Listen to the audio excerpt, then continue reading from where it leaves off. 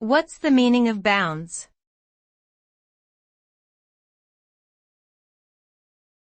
Bounds.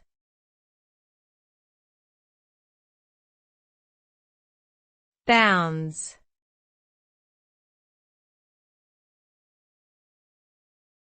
Bounds.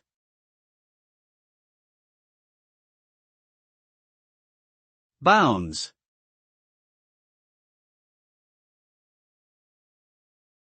The term bounds refers to the limits or boundaries that define a certain area or range. It can be used to describe physical or abstract boundaries, such as the boundaries of land or the boundaries of a conversation. Understanding bounds can help individuals navigate through different situations and make informed decisions about how to proceed.